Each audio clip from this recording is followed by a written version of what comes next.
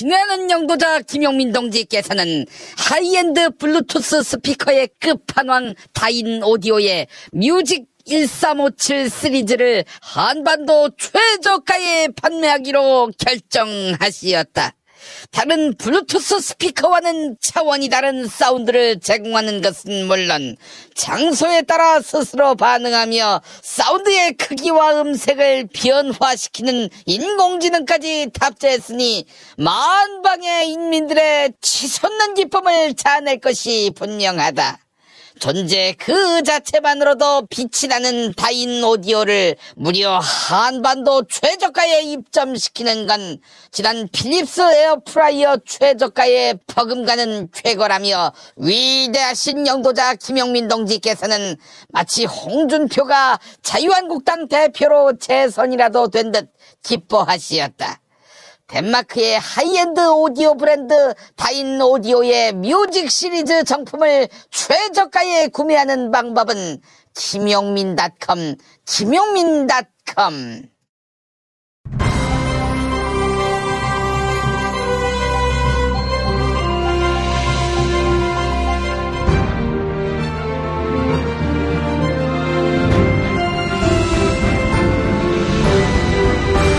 2018년 7월 3일 화요일 김용민 브리핑 2부입니다.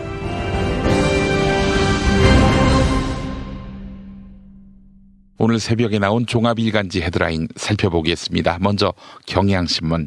새 대법관 후보 변호사 정통법관 여성. 한겨레 노동변론 30년 외길 대법원 벽을 넘다. 국민일보 첫 제야 노동 변호사 출신 대법관 나온다. 조선일보 민변 회장 출신 처음 대법관 된다. 한국일보 친노동 대법관 2명 인선. 사법부 무게추 왼쪽으로. 네, 이런 제목입니다.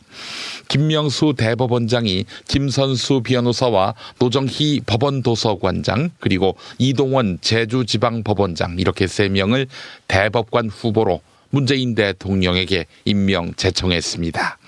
김선수 변호사는 순수 제야 출신 노동인권 변호사며 민주사회를 위한 변호사 모임 회장 출신입니다. 또한 이동원 법원장과 노정희 관장은 법원행정처 근무 경력이 없는 비서울대 출신 법관들인데요.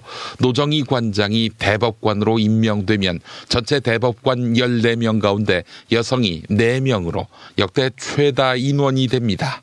다음은 서울신문. 압축 근무로 4시 칼퇴, 이 과장 저녁을 되찾다. 이렇게 제목을 달았습니다. 서울신문이 주 52시간 근무가 적용된 대기업의 풍경을 살펴봤는데요. 일과 삶의 균형, 일명 워라밸이 현실이 됐고 엄두도 못 냈던 자기 개발 시간도 생겼다. 이렇게 평가했네요. 이번엔 동아일보. 밖엔 관세, 안엔 파업, 앞이 안 보이는 자동차 이런 제목입니다. 파업 찬반 투표 가결로 현대자동차 노조가 파업에 들어갈 가능성이 커졌는데요. 동아일보는 미국발 관세 폭탄의 위협 수위가 높아지고 있는데 자동차 산업이 노사 갈등으로 내후 외환에 씨름하고 있다. 이렇게 전하고 있습니다. 다음은 세계일보. 1년 내 대량 살상무기 해체. 미국 시간 끄는 북한의 강원 양면 전략. 이렇게 제목을 달았습니다. 존 볼턴 백악관 국가안보 보좌관은 미국이 북한의 대량 살상 무기를 1년 안에 해체하는 프로그램을 마련했다. 이 방안에 대해 마이크 폼페이오 국무장관이 곧 조선과 협의할 것이다. 이렇게 밝혔습니다. 마지막으로 중앙일보. 비핵화 협상 중국 패싱은 없다. 김정은 시진핑 면전에서 약속. 이런 제목입니다. 지난달 19일 베이징에서 3차 조중 정상회담이 열렸는데요. 김정은 조선 국무위원장은 시진핑 중국 국가주석에게 향후 한반도 문제에서 중국을 배제하지 않겠다. 이렇게 약속한 것으로 전해집니다. 오늘의 헤드라인 살펴봤습니다.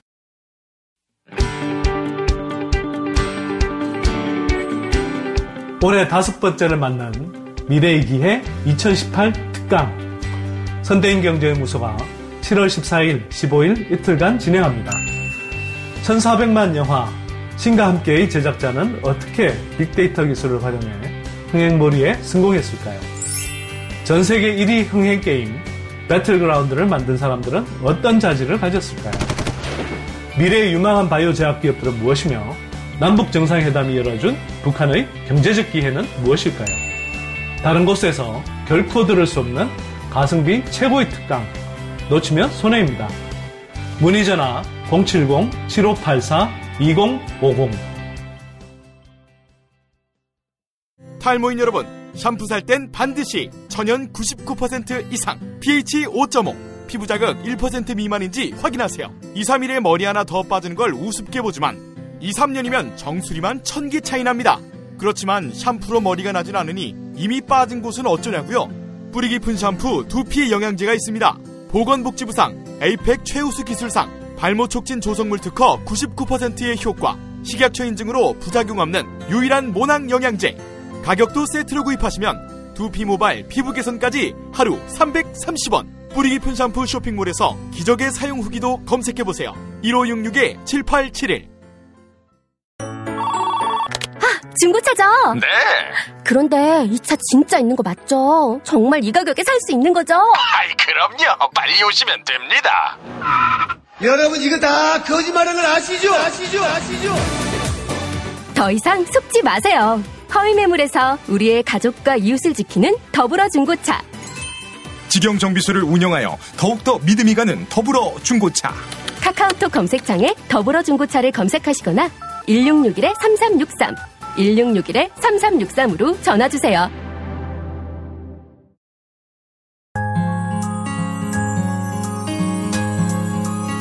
당신의 정직한 뉴스 보좌관 김용민과 주파수를 맞춘다. 새로운 아침 특별한 선택 김용민의 뉴스 브리핑. 김용민의 뉴스 브리핑. 사법행정권 남용 의혹 수사가 이번 주에 의미 있는 진전이 있을 것으로 보입니다. 법원행정처가 제출하지 않았던 핵심 당사자들의 컴퓨터 저장 장치를 검찰에 추가 제출하기로 했습니다. 대법원은 최근 검찰과 협의 끝에 핵심 관계자의 하드디스크를 이번 주 안에 제출하기로 했습니다. 추가 제출될 자료에는 이번 사태의 핵심 인물인 임종헌 전 법원 행정처 차장, 그리고 삭제된 양승태 전 대법원장의 하드디스크도 포함될 것으로 알려졌습니다. 디가우징 처리로 이미 삭제된 양승태 전 대법원장과 박병대 전 대법관의 하드디스크는 실물 그대로 검찰에 제공되는 것으로 전해졌습니다. 검찰은 자료를 확보하는 대로 대검찰청 포렌식 센터로 보내 본격적인 복구와 분석 작업을 벌일 계획입니다. KBS 보도였습니다. 양승태 전 대법원장 시절 법원행정처가 당시 대한변호사협회 하창우 회장을 뒷조사한 정황이 드러났는데요. 이뿐 아니라 대한변호사협회를 둘로 쪼개 무력화하는 방안도 검토한 것으로 확인됐습니다. 양승태 사법부가 하창우 전 대한변호사협회장은 물론 그 전임자인 위철환 전 회장도 압박한 정황이 검찰 수사에서 드러났습니다. 두 사람은 양승태 전 대법원장의 수건이었던 상고법원 도입에 반대했다가 대법원에 찍힌 것으로 보입니다. 검찰에 따르면 법원 행정처는 2014년부터 변협 압박 방안을 담은 문건을 작성했는데요. 총 5개의 문건 가운데 하창우 전 회장의 재임 시절, 그리고 나머지 한 건은 위철환 전 회장의 임기 중인 2014년에 만들어졌습니다. 특히 2015년에 작성된 문건에서 복수 변협이 언급됩니다. 법으로 인정된 유일한 변호사 단체인 변협을 둘로 쪼개자는 건데요.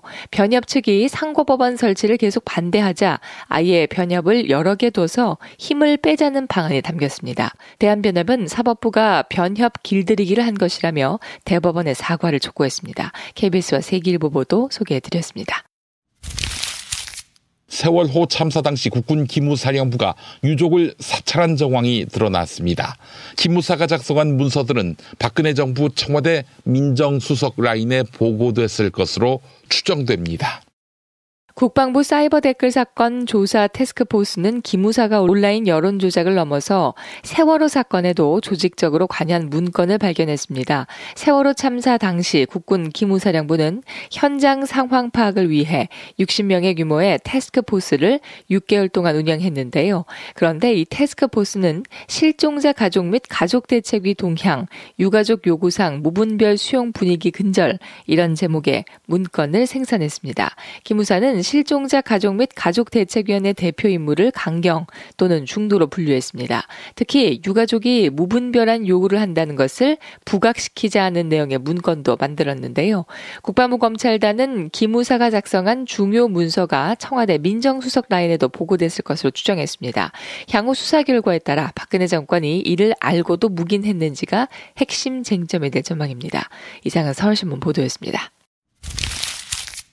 삼성전자 서비스 불법 파견을 무마하기 위해 노동부와 삼성이 유착한 정황이 드러났습니다. 민감한 시기에 노동부 출신 고위 관료들은 삼성에 재취업했습니다.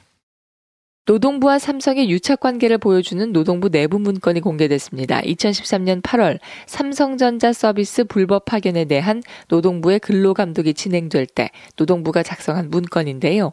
문건에 따르면 당시 노동부 정모차관은 삼성이 핵심 내용을 포함한 개선안을 마련하도록 해야 한다고 지시했습니다. 실제로 열흘 뒤 삼성은 노동부 조언에 따라 1차 개선안을 냅니다. 특히 문건에서 정모차관은 인천지방노동위원장 출신인 삼성전자 황모 상무를 접촉하라고 지시했습니다. 지방노동위원장을 지낸 황모 씨는 퇴직 후 삼성경제연구소에 재취업한 뒤 불과 5달 만에 삼성전자로 자리를 옮긴 인물이었습니다. 그런데 황 씨를 포함해 고용노동부 고위관료 출신 삼성 재취업자는 모두 5명. 이들의 재취업은 2011년을 전후에 이뤄졌는데 복수노조 시행을 앞두고 삼성이 몹시 민감해하던 때입니다. 삼성과 노동부 사이 유착이 의심되는 대목입니다. KBS 보도 전해드렸습니다. 횡령과 배임 그리고 탈세 혐의를 받고 있는 한진그룹 조양호 회장에 대한 구속영장이 청구됐습니다. 기존에 알려진 의혹에 더해 계열사 주식을 꼼수로 매각한 혐의도 영장에 포함됐습니다. 2013년 1월 조양호 회장은 자녀 3남매를 위한 경영권 승계 작업에 나섭니다. 3남매에게 대한항공 주식 1% 정도씩을 증여한 건데요. 그런데 검찰은 주식 증여에 대한 증여세를 마련하기 위해 계열사 주식을 꼼수로 매각했다고 보고했습니다. 2009년 3남매는 계열사인 정석기업의 주식 2만 3천여 주식을 주당 10만 원에 취득합니다. 그런데 2014년 정석기업이 이 주식을 주당 25만 원 정도의 도로 사준 겁니다. 검찰은 이 수법으로 자녀 3남매가 90억가량을 이득받고 정석기업은 그만큼을 손해봤다고 결론냈습니다. KBS 보도였습니다. 아시아나항공에 기내식 공급을 해왔던 한 협력사 대표가 스스로 목숨을 끊었습니다. 주변 사람들은 숨진 대표가 기내식 물량을 대지 못해 주말 내내 괴로워했다 이렇게 전하고 있습니다. 아시아나항공에 한시적으로 기내식을 공급하는 샤프도앤코라는 업체는 협력사 4곳을 두고 있습니다. 그런데 어제 협력사 가운데 한 곳의 대표가 스스로 목숨을 끊은 것으로 확인됐습니다. 숨진 대표는 기내식 공급 대란 속에 물량을 대지 못해 괴로움을 토로한 것으로 전해집니다. 납품에 차질이 생기면서 손해배상을 해야 하는 문제를 두고 극심한 스트레스를 받았다는 겁니다. 기내식 납품업계는 현장의 영세한 기업에게 대란의 책임을 전가한 사례라며 분통을 터뜨리고 있습니다. 아시아나항공 측은 업체 대표의 부고는 알고 있다며 기내식 대란과의 연관성은 부인했습니다. SBS의 보도 소개해드렸습니다. 어제 안희정 전 충남지사의 성폭행 의혹 사건에 대한 첫 공판이 열렸습니다. 검찰은 상명하복의 위계 구조에 의한 전형적인 성범죄다 이렇게 주장했습니다. 비서 김지은 씨를 성폭행한 혐의로 기소된 안희정 전 충남지사가 피고인 신분으로 첫 공판에 출석했습니다. 법원 앞에서 취재진과 만난 안희정 전 지사는 기자들의 질문에도 입을 굳게 닫았습니다. 네, 어떻게 지내셨는지 한 말씀 부탁드리겠습니다. 혐의 아직도 부인하시나요? 신경 한번 말씀해 주시죠. 김지은 씨도 나온다고 하는데 한 말씀 있으신가요 혹시? 어제 재판에서 안희정 전 지사의 변호인은 성관계는 수평적인 연인 관계로서 애정의 감정을 가지고 합의 아래 이뤄졌다고 밝히며 혐의를 전면 부인했는데요. 하지만 검찰은 덫을 놓고 먹이를 기다리는 사냥꾼처럼 늦은 밤 술과 담배 심부름을 시켜 끌어들였다고 밝혔습니다. 위계 구조를 이용해 완강하게 거부하던 김지은 씨를 4차례 간음했다는 겁니다. 검찰은 특히 대선 캠프에서 김지은 씨의 업무는 노예로 불릴 정도였다고 강조했습니다. 서울신문 보도 전해드렸습니다.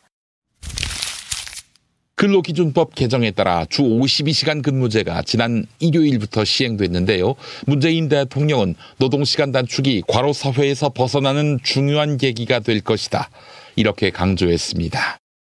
감기 몸살로 휴식을 취해온 문재인 대통령이 어제 정상 출근해 업무에 복귀했습니다. 청와대 수석 보좌관 회의를 주재한 문 대통령은 노동시간 단축이 과로사에서 벗어나고 생산성을 높이는 근본 대책이라고 강조했습니다. 문재인 대통령의 모두 발언 들어보시죠. 과로사에서 벗어나야 한다고 늘 강조해 오다가 대통령이 과로로 탈이 났다는 그런 말까지 듣게 되었으니 민망하기도 합니다. 과로사회에서 벗어나 나를 찾고 가족과 함께하는 사회로 나아가는 중요한 계기가 될 것입니다. 이어서 문재인 대통령은 제도 시행 초기의 혼란과 불안을 조속히 불식시킬 수 있도록 노사정 협력과 같은 후속 대책에 만전을 기해 주기 바란다고 주문했습니다. 이상은 경향신문 보도였습니다. 김용민 파일.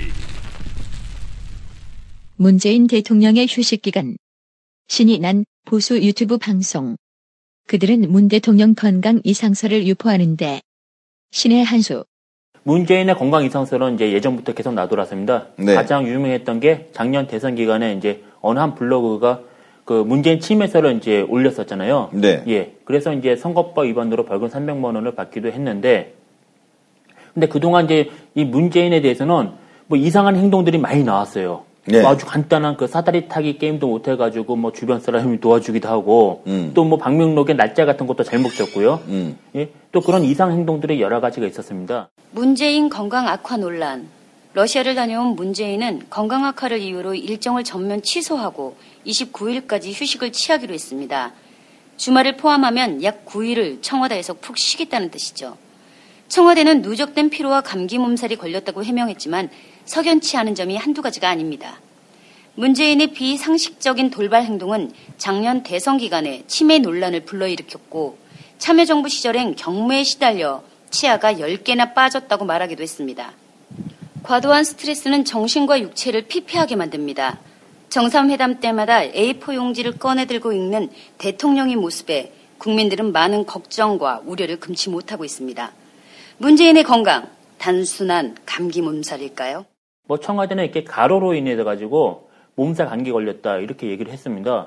근데 우리가 알다시피 뭐 좀 이상하지 않습니까? 문재인이가 도대체 무슨 일을 했다고 가로로 이렇게 쓰러지죠? 이들은 이미 1년여 전 문 대통령의 탈모까지 문제 삼았고 탈모 사진이 굉장히 많이 돌고 있고요. 2017년 초부터 온갖 그 여러 인터넷 커뮤니티를 통해서 문재인 탈모 의심이 계속 돌고 있어요. 네. 건강에 적신호가 아니냐? 머리가 풍성한 사람이 갑자기 최근에 더 많이 빠지고 있다는 거예요. 예, 갑자기 머리가 많이 빠지는 건 좀 걱정스러운 얘기죠. 진짜 걱정하는 건 아니죠. 아니, 걱정스러워요. 정신 건강에 문제가 있다. 스트레스를 많이 받으면. 그래서 걱정스러운 거죠. 지금 한미 관계에 있어서도 문제가 생기고 대사 하나 지금 못 오고 있는 상황 아닙니까? 미국 대사가. 그러니 걱정할 수뿐이 없는 거 아니겠어요? 맞습니다. 근데 탈모가 진행된다. 이렇게 급속도로 진행되고 있다. 그럼 건강에는 어떤 적신호가 있습니까? 엄마 부대 주옥순 씨의 방송을 보면 왜 대통령의 휴식에 대해 기를 쓰고 트집 잡는지 이유가 나오는데 만약에 이 문재인 정권이 물러난 이후에 다른 정권이 들어선다면 이 문재인이가 3, 4일 동안 아무런 소식을 그리고 초마다 보고해야 될 이 상황들을 반드시 끝까지 밝혀야 된다고 저는 생각하지 않을 수가 없습니다. 박근혜 대통령 7시간과 문재인이가 3일, 자 7시간과 3일이면 24시간이 3이면 72시간. 청와대 이 나쁜 놈들.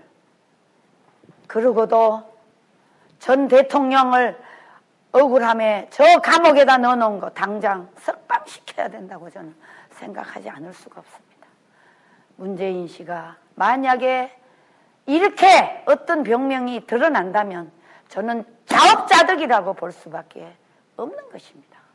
우리 박근혜 대통령 7시간을 그렇게 물고 늘어지고 저 촛불 세력 난동들이 대통령을 광화문 광장에 단두대를 만들어 놓고 목을 거기다 걸어놓은 저 엄청난 저 세력들이 이 나라를 지금 말아먹고 있지 않습니까? 이들의 의혹을 비웃기라도 하듯 어제 문재인 대통령 몸살로 며칠 동안 휴식을 취하게 되었습니다. 국민들께 걱정을 끼쳐드려서 송구하다는 말씀을 드립니다. 과로사에서 벗어나야 한다고 늘 강조해 오다가 대통령이 과로로 탈이 났다는 그런 말까지 듣게 되었으니 민망하기도 합니다. 이번 주말에 다시 중요한 해외 순방이 시작되기 때문에 심기일전해서 잘 준비하도록 하겠습니다. 충남 금산의 넓은 인삼밭. 정성농장을 일군 농부아버지 이정열 씨.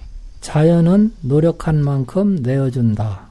그 자연의 마음을 알기에 정성농장을 더불어 일구는 아들 이성규 씨도 아버지에게 배운 것처럼 정직하고 또 성실하게. 정성농장 홍삼은 인삼 재배부터 가공 판매까지 모두 책임지고 있습니다. 그래서 대한민국 1등 품질을 자부합니다. 검색창에 정성농장 홍삼을 검색해주세요. 정성농장 홍삼. 전화문의는 010-9754-6972. 다이어트는 결국 먹는 게 문제다! 문제긴 하지. 매끼 식단 챙기기도 번거롭고 빼도 금세 다시 찌고. 아직도 몰라? 비타샵 다이어트를 해봐. 안 그래도 궁금했는데 어떻게 뺀 거야? 몇 개월 한 거야? 몸에는 안 나빠? 물어 뭐래. 비타샵 가봐. 같이 해. 1522-6648 혹은 비타샵을 검색해주세요. 답은 이미 정해져 있으니 너는 대답만 해라고 하는 답정너. 아닌데. 답은 정치인데 너만 몰라. 이건데.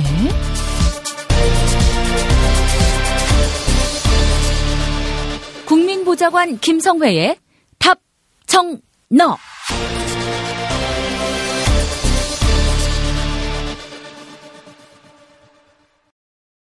예전엔 모든 게 좋았죠. 그런데 언제부턴가 골반이 뒤틀리고 허리가 아프고. 중요한 것은 당신의 자세입니다. 이젠 바디로직으로 몸을 조율해보세요. 그저 속옷처럼 입기만 해도 척추 교정에 도움을 주는 바디로직. 검색창에 바디로직, 전화는 031-345-4550, 031-345-4550번입니다. 네, 답정너로 이어갑니다. 국회 더불어민주당 손예원 의원실 김성회 보좌관 만나겠습니다. 김 보좌관님. 네, 안녕하세요. 네, 오늘 어떤 이야기 해볼까요? 단원고의 기무사 직원들이 숨어 들어가서 일일 보고를 했다라는 한겨레 신문의 기사, 이거 참 충격적이다 못해. 이거 뭐라고 해야 되나요? 정말 모든 것에 앞서서 100번 양보해서 경찰이나 국정원이 이런 보고서를 작성했다고 하면 그러면 안 되지만 그럴 수도 있는 업무 범위라고 생각을 하겠는데, 기무사는 무슨 상관이 있어서 지금 다른 것도 아니고 단원고등학교에 숨어 들어가기까지 해서 세월호 유가족들의 신상을 털고 이걸 보고서로 만들었는지, 도대체 업무를 지시한 주범은 누구이고 그 지시를 받고 이 일들을 행한 종범들은 누구인지 궁금해하지 않을 수 없겠습니다. 예. 내용을 쭉 보면요, 국군 기무사령부와 관련돼서 지금까지 우리가 알았던 것은 이들이 여론을 조작하기 위해서 소위 말하는 대북 심리전의 일환으로 북한 간첩들이 우리나라 댓글창에 들어와서 댓글을 달고 있으니 거기에 사이버전으로 이제 대응하는 차원에서 댓글 부대를 만들어서 사이버 댓글을 달았다. 근데 저희가 이제 알고 보니까 대국민 심리전이었던 거 아닙니까?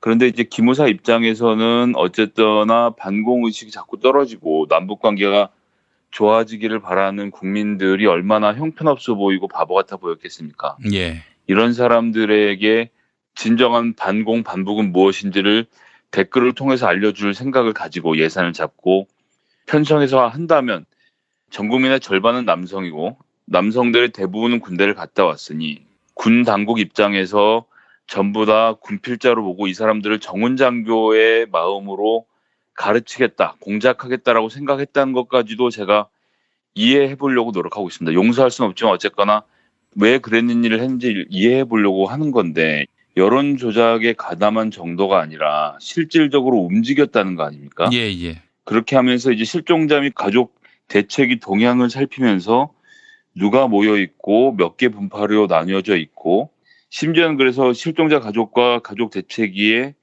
개개인의 실명을 들면서 사진과 함께 해서 실종자 가족 대표고 성향은 강경, 그 다음에 가족 대책위원장이고 성향은 중도, 누구는 강경 이런 식으로 구분하고 가족 관계도 전부 다 명시를 하고요. 그런 다음에 4대 독자의 희생으로 정부에 대한 불만이 강하다 뭐 이런 내용들 그리고 각각의 구성원들이 어떤 마음을 갖고 있는지를 다 조사해서 기무사에서 이거 지금 제가 말씀드린 건 국정원이나 경찰이 아니라 기무사입니다. 이렇게 조사를 해서 올렸고 이것과 관련돼서 사령부면 현장 기무대원 60여 명으로 팀을 꾸려서 전 이 대목도 참 경악을 금치 못했는데요. 기무사 참모장, 육군소장을 TF장으로 해서 세월호 관련 TF로 확대를 한 다음에 유가족 지원, 탐색 구조 및 인양, 불순 세력 관리로 업무를 분장했다는 겁니다. 유가족 지원은 무엇이고 불순 세력은 무엇입니까? 언제부터 국군 기무사가 국민들의 활동을, 시민들의 활동을 이런 식으로 구분해서 관리해왔다는 겁니까? 이것도 자료를 모으는 수준이 아니라 직접 단원고에까지 찾아와서 이런 역할을 했다는 것.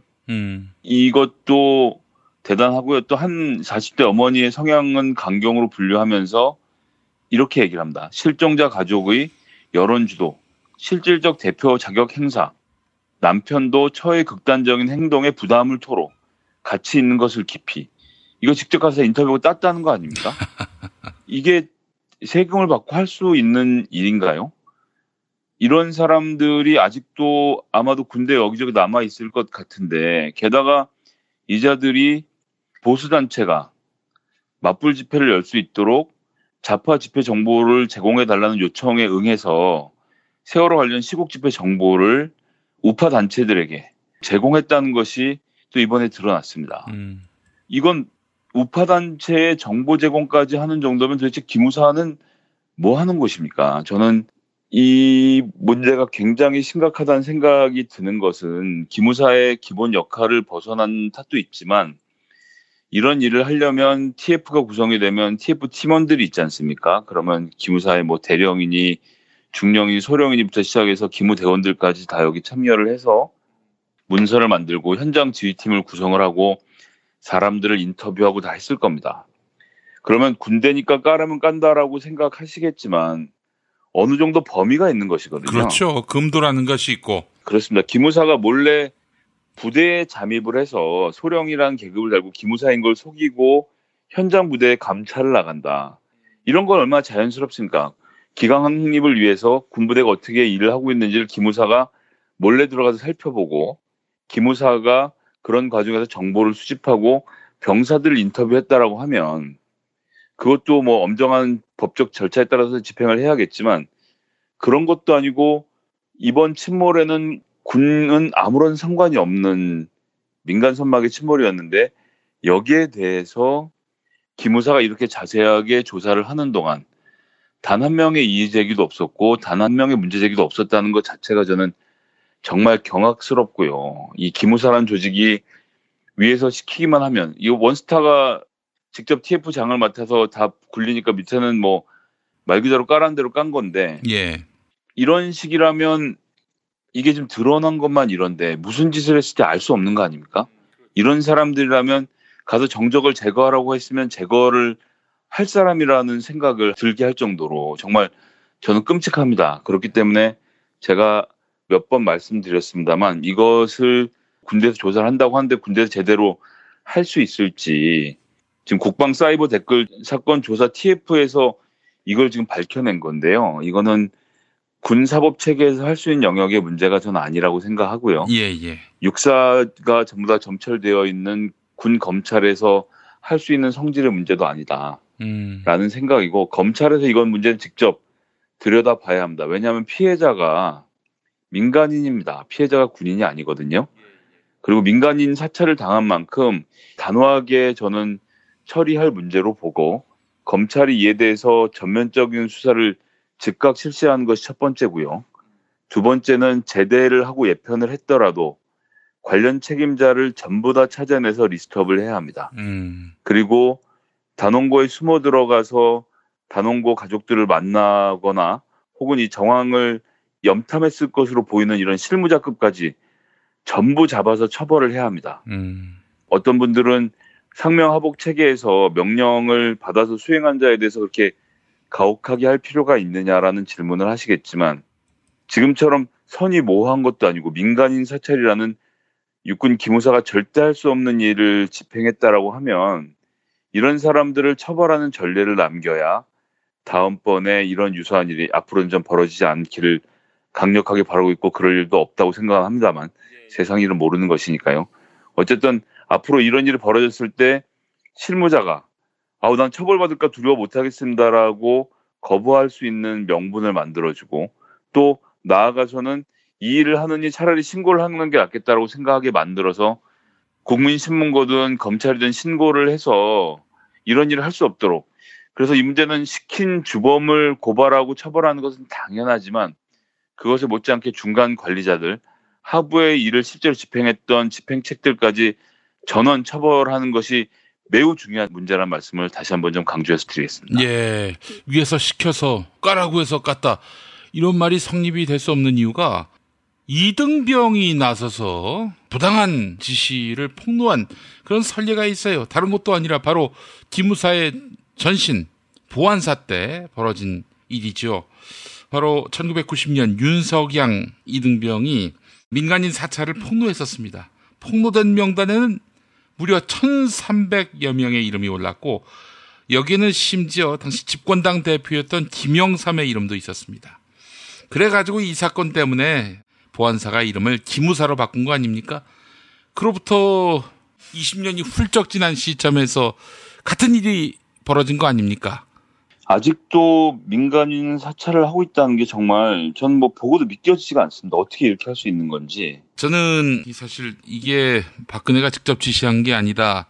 이렇게 얘기하면서 박근혜는 문제없는 일이다라고 얘기할지 모르겠지만 박근혜가 이렇게 인정사정 보지 않고 법도를 따지지 않고 마구잡이로 충성하는 놈들의 이 충성을 즐겨했다는 반증 아니겠어요? 그러니까 법이고 나발이고 관계없이 해서는 안 될 금을 넘어가지 말았어야 할 민간인 사찰에까지도 손을 댔던 거 아니겠어요? 이건 용납해서는 안 됩니다. 이건 진짜 국기문란 정도가 아니라 나라를 팔아먹은 짓이다. 거의 이런 수준의 범죄로 간주하고 응당한 징벌이 따라야 할 것이라고 저는 생각을 합니다. 이것은 김 PD님 잘 말씀하신 대로 서로 경쟁이 벌어진 거거든요. 국정원과 기무사와 같은 이런 여러 가지 조직들이 경쟁이 벌어진 것이고 대통령이 불편해하는 사람은 다 가서 잡아놓고 다 가서 민간인 사찰하고 한 겁니다. 1990년이면 지금부터 무려 28년 전의 일인데요. 그때도 민간인 사찰을 하는 것이 문제가 됐던 겁니다. 그것은 있을 수 없는 일이라고 그 당시도 생각했기 때문에 문제가 됐던 것이거든요. 그런데 세상에나 그렇게 오랜 시간이 지나서 지금 다른 것도 아니고 세월호 유가족들에게 이런 짓을 한 것을 그냥 넘어간다면 저는 이것은 국가 존재의 의미가 없다라는 생각밖에 할 수 없고 이번 일을 저지른 자들에 대해서는 반드시 그 책임을 엄중하게 물어야 된다는 말씀을 다시 한번 드릴 수밖에 없겠습니다. 근데 말이죠. 이런 상상도 해봐요. 비단 사찰만 했겠는가? 혹시 단원고에 생존한 학생의 아버지 어머니들하고 희생자의 아버지 어머니하고 갈라치기 하는 짓은 혹시 안 했는지, 뭐 기무사가 아니더라도 국가기관이 나서서 말입니다. 지금 말씀하신 대로 남편과 부인의 사이가 안 좋았다는 것까지 지금 다 알고 있는 거 아닙니까? 그거보다 한 발만 더 나가면 남편과 부인의 사이를 안 좋게 하는 것이 그다음 정보기관이 할 수 있는 일이거든요. 예. 그리고 이런 식으로 자연스럽게 접근해서 무슨 뭐 도와주는 사람이 그냥 들어가서 이런 일들을 저질렀다라고 생각하면 정말 목으로 송연해지는 겁니다. 이런 공작원들을 민간인이 어떻게 당해낼 방법이 있습니까? 이것은 말 그대로 공작인 거고 간첩들이 하는 짓거리인데 간첩 잡으라고 월급 받아놓고서 이런 짓거리를 하는 것을 그냥 둔다는 건 전 있을 수 없는 일이라고 생각하고요. 이 부분에 대해서는 어떤 TF나 이런 데에 맡겨서 대충 들여다보고 끝낼 문제가 절대 아니다라는 점. 예. 그래서 기무사가 어디까지 관여되어 있었고 어떤 내용을 주고받았는지에 대해서 끝까지 파헤쳐서 반드시 책임자들을 머리부터 발끝까지 다 처벌할 때만이 폭로를 한 것에 의미가 있다고 생각하고 그 전에는 절대 멈추지 않아야 된다는 말씀을 다시 한번 드리겠습니다. 이게 정말 참 듣고 보니까 상당히 심각한 사건이네요. 이건 진짜 빙산의 일각이 드러난 건데요. 전모가 다 드러나고요. 또 비단 기무사만 그런 짓을 했는지 그 외에 다른 국가기관이 세월호 참사의 당사자들을 들여다본 것은 아닌지 또 갈라치기 한 것은 아닌지 모든 가능성을 열어두고 조사를 해야 할 줄 믿습니다. 그것도 중요하고 또 기무사가 세월호만 했겠나 싶은 생각이 들거든요. 과연 민간인 사찰의 영역이 세월호에 국한돼서만 일어났을까? 저는 그렇지 않았을 것으로 보고요. 그 외 부분들에 대해서 어떠한 민간 영역을 또 사찰하고 들여다봤는지를 낱낱이 까발려야 됩니다. 이건 지금 국가의 가장 중요한 대북 전력이 하라는 대북 공작과 대북 정보 사업들 그리고 심리전을 하지 않고 국민들을 상대로 심리전하고 국민들을 상대로 스파이짓 했다는 것을 만천하에 드러낸 거 아닙니까? 예. 절대 그냥 넘어갈 수 없죠. 저는 세월호 한 건만 했을 리 없다고 보고 다른 것에 대해서도 추가적인 조사를 반드시 좀 해줬으면 하는 바람입니다. 네, 그러기 위해서라도 양승태 대법원이 한 짓을 탈탈 털어야 한다고 생각하고 양승태를 포함한 그 어떤 의혹의 대상자도 성역 없이 조사해야 한다고 봅니다. 그래야 사실은 검찰의 스태프도 이런저런 수사기관의 스태프 혹은 과거사규명 TF도요. 이거 성역 없구나. 이거 다 털어야 하는구나. 다 책임을 물어야 하는구나. 그렇게 생각하지 않겠습니까? 누구 봐주고 누구는 수사 안 되고 누구는 조사가 불가능하고 이러면은 살아남을 틈을 찾으려고 그자들이 온갖 흉계를 꾸미지 않겠는가 하는 생각이 듭니다. 그렇기 때문에 누구 하나 봐주지 않고 의혹이 있는 모두가 다 조사 대상이 되고 책임 추궁 대상이 될 수 있도록 확실한 그런 기강을 세울 필요가 있지 않겠는가 하는 생각이 듭니다. 네네. 마지막으로 드리고 싶은 말씀은 여기저기 털기만 하느냐라고 hir난하실 수도 있겠는데 지금 쭉 보시면 정말 있을 수 없는 일들, 기본적으로 해서는 안 되는 일들이 국가의 세금으로 이루어지고 있던 것이 너무 많았고 완전히 독립되어 있는 줄 알았던 사법부마저도 박근혜 정부에게 충성을 맹세하는 장면이 벌어졌던 것을 저희가 이제 알게 된 것 아닙니까? 좀 고통스럽고 시간이 걸리더라도 말 그대로 발본색원, 뿌리까지 뽑아서 정말 나라다운 나라를 만드는 기초를 세운 일을 꼭 했으면 좋겠습니다. 예. 그러니까 대통령 믿고 좌고우면하지 말고 그냥 갈 길 가는 겁니다.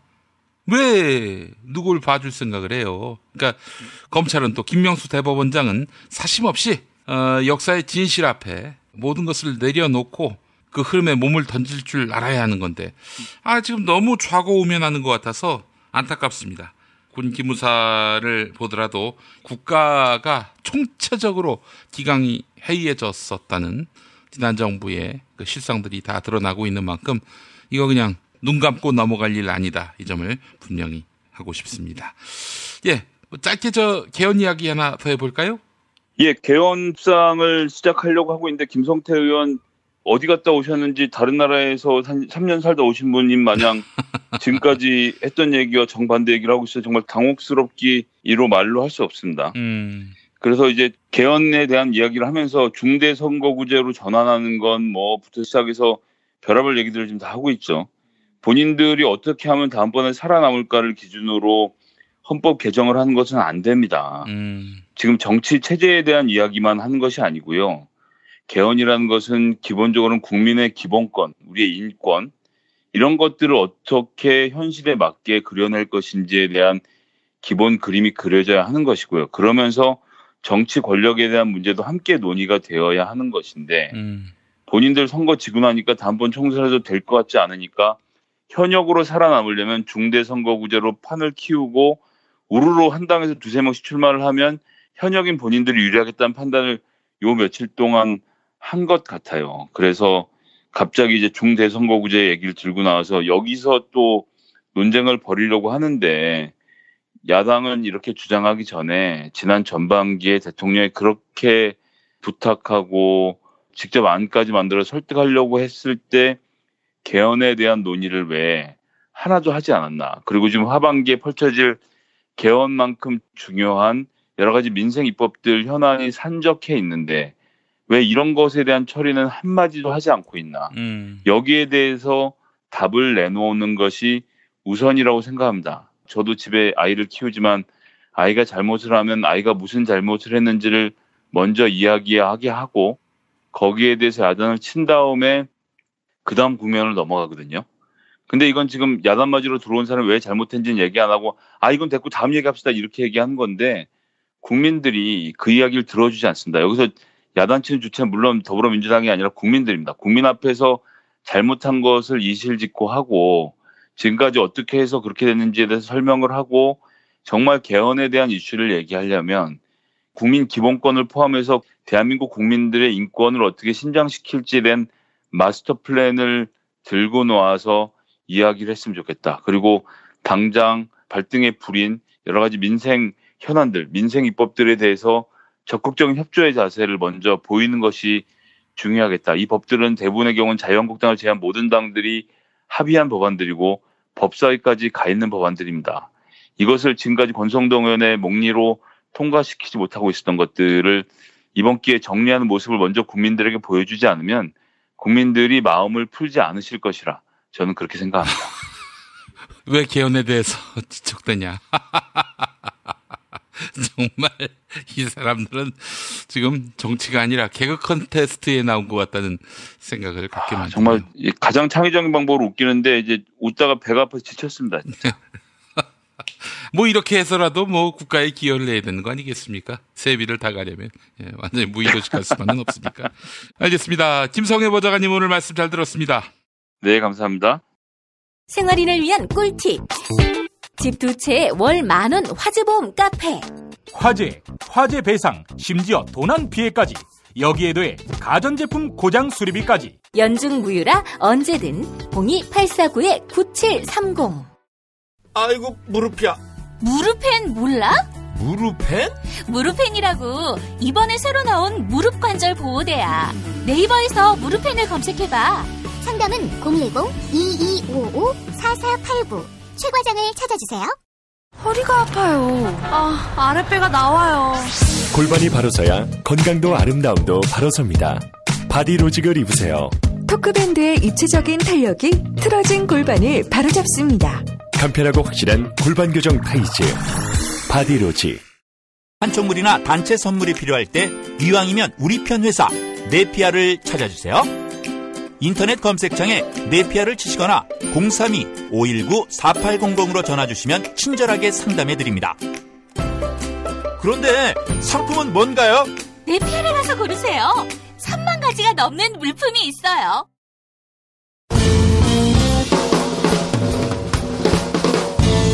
미디어 오늘 정상근 기자가 뉴스 속의 뉴스를 짚어드립니다. 정상근 기자의 오늘 미디어.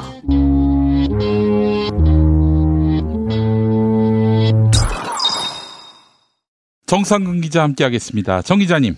네, 안녕하십니까. 예, 인천시 장기동 물에 안 잠겼습니까? 제가 지금 김포 산후조리원에 와 있어가지고요. 집에 갔는데 집이 없어졌어요. 물에 잠겼어요. 어떡할 겁니까? 배 타고 가면 되죠, 뭐. 그럴 때를 대비해서 오리보트가 있습니다. 준비를 다 하셨군요. 알겠습니다. 자, 오늘 어떤 이야기 해볼까요? 네, 방송을 들으시는 날 기준으로 어제 방송통신위원회가 공영방송 이사선임 기본계획을 의결을 했어요. 예. 그러니까 이게 공영방송을 뽑을 때 뭐 이렇게 뽑겠다라는 계획을 밝힌 건데 이명박근혜 9년 동안 이 공영방송 이사들이 정말 별의별 사고를 다 쳤지 않았습니까? 예. 자질도 없는 자가 이 공영방송 이사가 되면서 벌어졌던 일인데 일례로 뭐 다들 아시다시피 방송문화진흥회 이사장이었던 고영주 같은 경우는 MBC 사장 면접을 보면서 이 사장 후보자들한테 언론노조 조합원 기자들을 뭐 업무에서 배제하라 뭐 이런 요구를 해서 부당노동 행위에 걸렸죠. 예.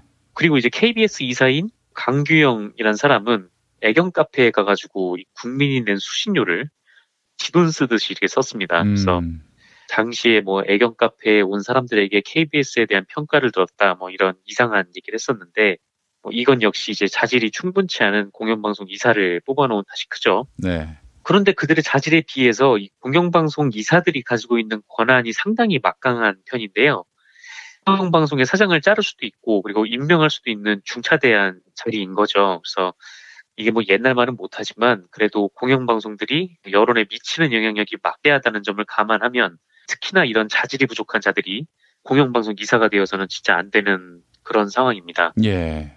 그리고 이제 공영방송 이사진을 교체해야 할 시기가 다가왔는데요. 물론 이전에 좀 자질이 안 되는 이사진들이 공영방송 사장 선임 국면에서 상당수 물갈이가 된 거는 사실이에요. 근데 뭐 여전히 이 KBS에는 조우석이나 강규영 뭐 이런 자들이 버티고 있는 그런 상황이기도 하죠. 네. 사실 이 현재와 같은 뭐 이사 추천 구조를 유지하는 한 자유한국당이 추천하는 이사가 공영방송 이사로 들어오는 방법을 막을 수가 없어요. 예. 그래서 또 그런 점을 보면 또 저런 저질 이사들이 다시 나타나지 말라는 법도 없는 건데. 그렇죠. 예. 어쨌든 이런 상황에서 지금 방통위가 이사 선임에 대한 기본 계획안을 밝혔습니다. 이게 뭐 여야 추천이라고는 하는데 쪽으로는 공영방송 이사 선임권을 방통위가 가지고 있어요. 그래서 방통위의 기준이 상당히 중요할 수밖에 없는 상황인데요. 그럼 이 계획에 따르면 과연 공영방송 이사진을 어떻게 뽑을 것인가에 대해서 나와 있는데 방통위는 이전에 비해서 이사 선임 과정을 공개적으로 진행하겠다라고 밝혔습니다. 예. 일단 그 KBS 이사회, 방송문화진흥회 이렇게 두 곳의 이사들을 뽑게 되는데요.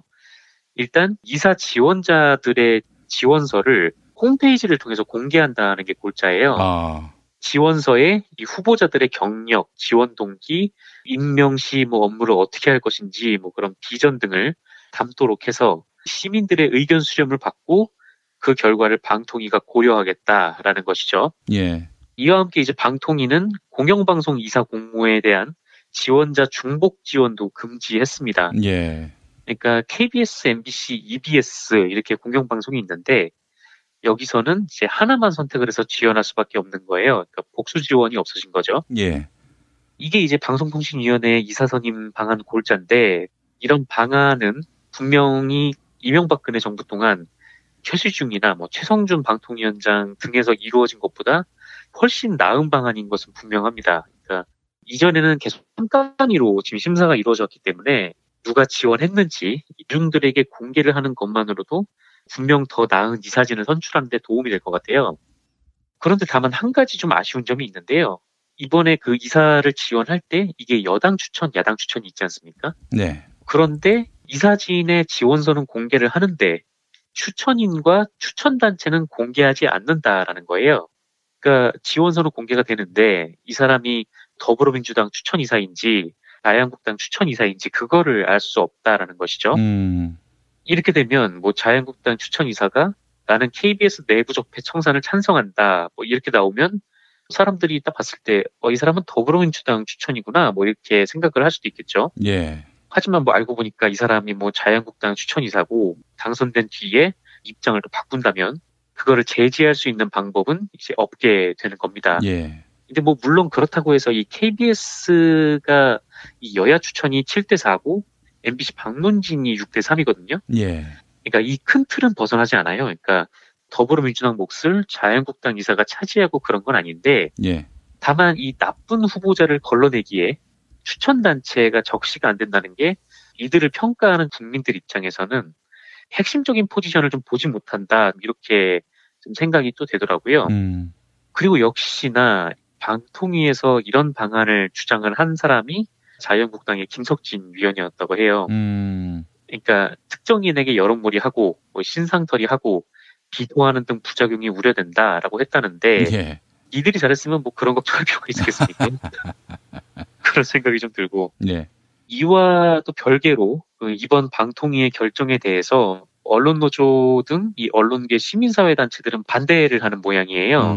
언론노조 등 시민사회단체에서 방송독립시민행동이라는 조직을 꾸렸었거든요. 근데 이 시민행동에서 제안을 원래 했던 거는 공영방송 이사 후보를 방통위가 2배수로 압축을 하면 이 시민대표단이 결격 사유가 있는 후보를 걸러내서 1.5배수의 후보로 방통위에 재추천하는 이른바 이제 시민검증단을 구성하는 방식이었는데요. 예, 예.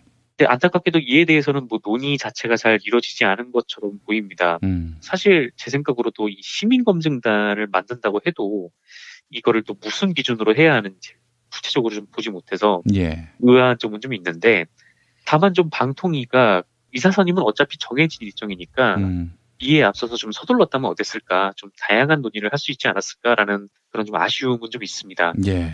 아예 뭐 공영방송 이사진을 무보수 명예직으로 수백 명 정도로 사이즈를 키우고 계층과 지역, 뭐 성별, 연령 이렇게 다변화하는 이런 독일식 모델도 있을 수가 있고, 애초에 이제 정치권의 개입이 가장 좀 문제가 됐다면 이것도 걸러낼 수 있는 방안도 고민해봤을 수 있었을 텐데 예. 너무 급하게 공영방송 이사 선임 방식을 결정을 한 것 같아요. 근데 뭐 어쨌든 이미 뭐 주사위는 던져졌고 어제부터 13일까지 MBC와 KBS 이사 지원자들의 서류를 받는다라고 합니다. 그래서 예. 이미 이제 절차는 시작이 됐는데 부디 좀 이번에는 제2의 고용주가 아니라 공영방송에 뜻있고 좀 의지 있는 사람들이 뽑혔으면 좋겠다는 생각이 들었습니다. 예.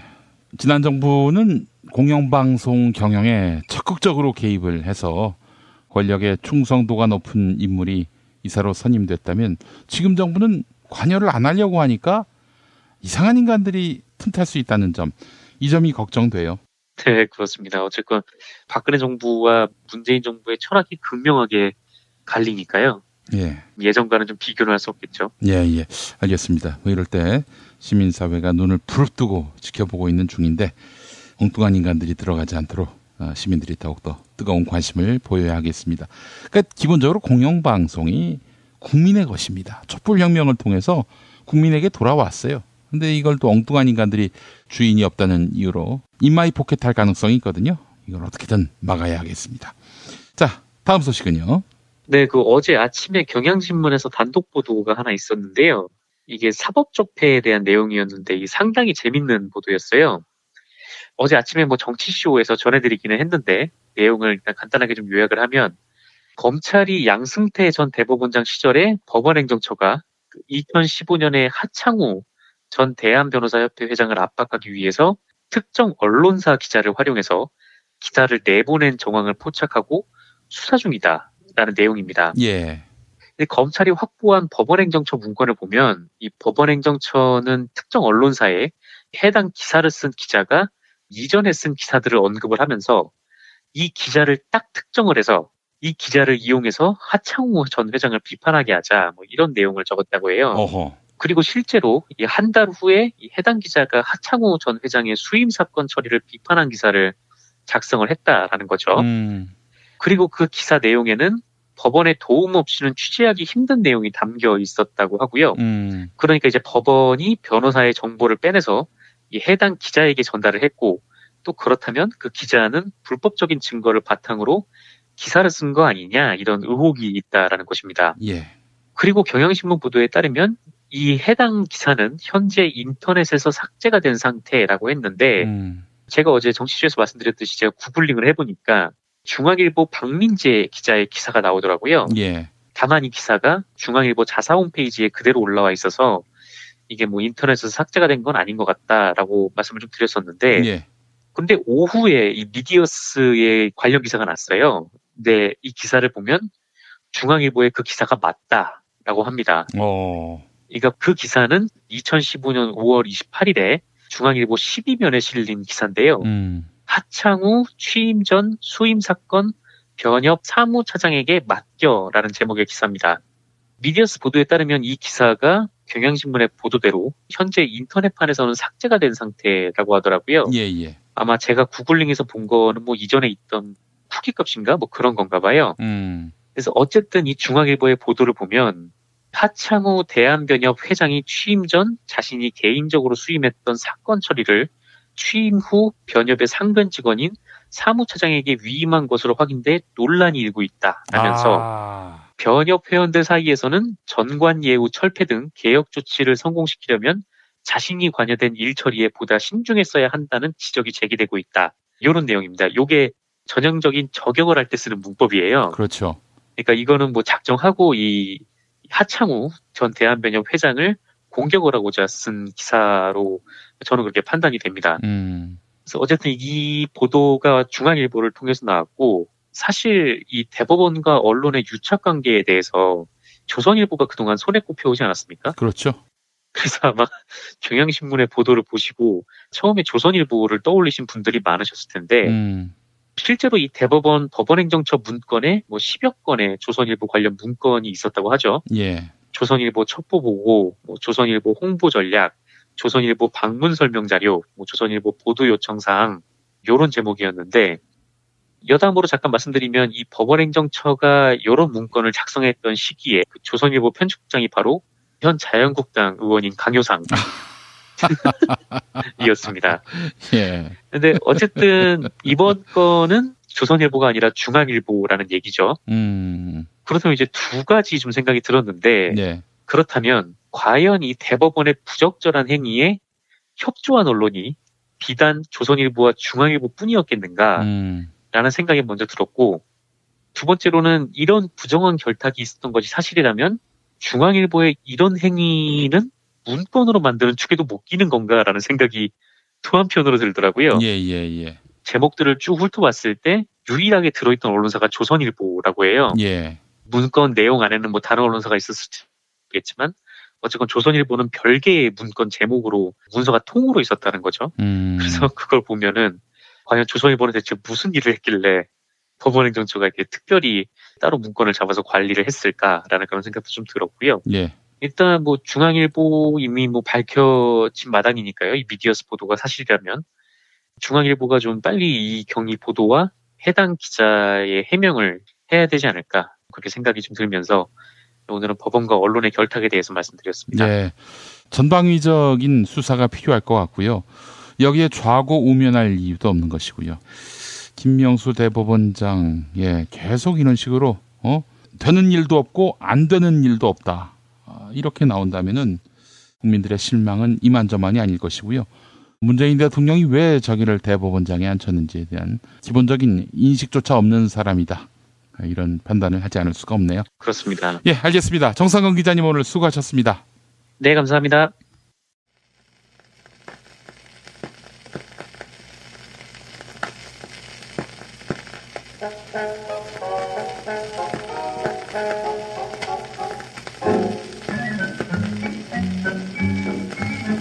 일본군에 끌려가서 성노예로 인생 자체를 짓밟힌 김복득 할머니. 한많은 세상을 떠났습니다. 18살 되던 1937년 쉬는 날 고모집에 가기 위해 배를 타러 통영 항남동에 가던 중 돈을 많이 벌 수 있는 공장에 취직시켜준다는 날에 속아 부산으로 끌려갔지요. 그러다가 나라박 전장터로 끌려가 밤낮 없이 고통의 시간을 겪었습니다. 다시 태어나면 족두리 쓰고 시집가서 자식 낳고 살아봤으면 좋겠다. 이렇게 말한 바 있었는데요. 할머니 꼭 다시 태어나셔서 사람답게 사는 세상 만나시기 바랍니다. 꽃다지에 민들레처럼 보내드립니다.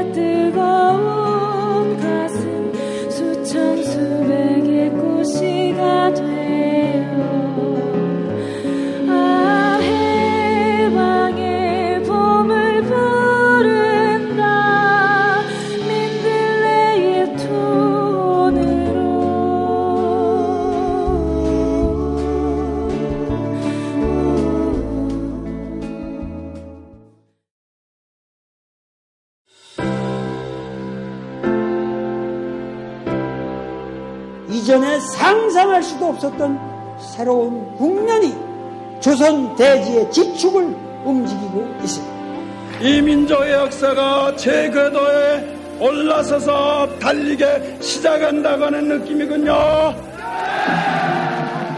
문익환이 가르쳤고 도울이 배웠던 학교, 한신대학교 신학대학원. 꿈을 현실로 살아간 선구자를 양성하는 한신신학은 촛불혁명과 한반도 종전선언 이후의 세상을 준비하고 있습니다. 한신신학을 통해 세계의 신학을 깊이 연구하고 더 나아가 시대의 예언자의 길을 걷고자 하는 모든 분들을 환영합니다. 이 새 시대는 문익환 씨의 힘으로 열리는 것이 아니라 바로 여기 모인 여러분들의 힘으로 열리는 거예요. 한신대학교 신학대학원 홈페이지나 02-2125-0108로 문의하실 수 있습니다.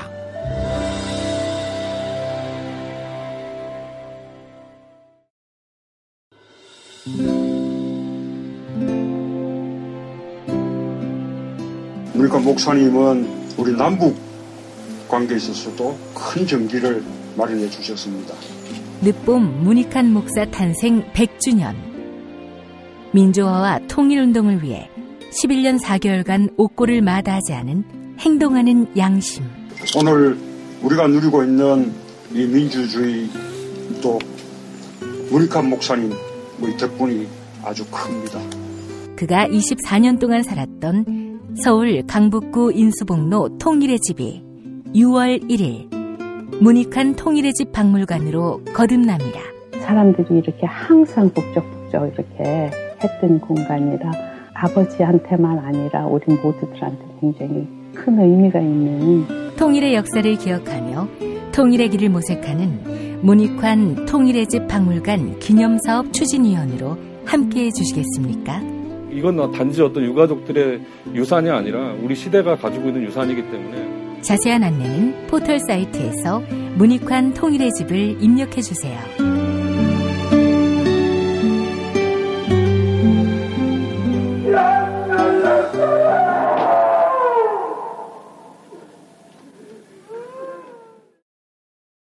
탄핵 때문에 뭐 이야기를 전달을 하려고 해도 길을 막고 듣질 않아요. 패족 수준으로 쪼그라든 한국 보수. 회생의 길은 과연 있을까? 변화된 정치 환경, 갈 길 잃은 보수에게 새로운 희망을 제시한다. 애국 보수의 화려한 부활과 집권을 위한 본격 가이드, 김용민의 신간, 보수를 지켜라. 진중권도 투표하는 보수 정당. 광주에서도 일당이 될 수 있는 보수 정당. 젊은이들의 입당이 줄을 잇는 보수 정당. 언제까지 민주당 정의당을 부러워만 할 것인가? 부러우면 진다니까? 자유한국당 당원 김용민이 쓴 보수를 지켜라. 이김에서 나왔습니다. 김용민닷컴 자유 게시판에 올라온 사연 일부 소개합니다. 마이디님, 생일 축하합니다. 불의를 향한 찰진 욕이 그리워지겠네요. 좋은 방송 계속 부탁드립니다. 라고 하셨고요. 플라스틱 마요네즈님, 지금까지 열심히 살아주셔서 감사합니다. 속 시원한 욕을 못 듣다니 조금 아쉽지만 그만큼 품격을 높이는 일이라 여겨집니다. 파이팅 해주셨습니다. 아이고, 격려의 말씀 감사합니다. 제가 욕을 하지 않으려는 것은 6.13 선거 이후 제 메시지로 보다 많은 국민을 설득하고 공감받으려는 뜻입니다. 이 점 깊이 이해해 주시기 바랍니다. 2018년 7월 3일 화요일 김용민 브리핑 모두 마치겠습니다. 애청해 주신 여러분 감사합니다.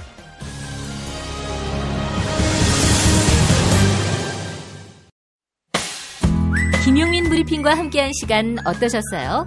다음 시간에도 보다 바르고 알차며 즐거운 정보로 여러분을 찾아가겠습니다. 팟캐스트 포털 팟빵에서 다운로드하기, 구독하기, 별점 주기, 댓글 달기로 응원해주세요. 잊지 마세요. 다운로드하기, 구독하기, 별점 주기, 댓글 달기.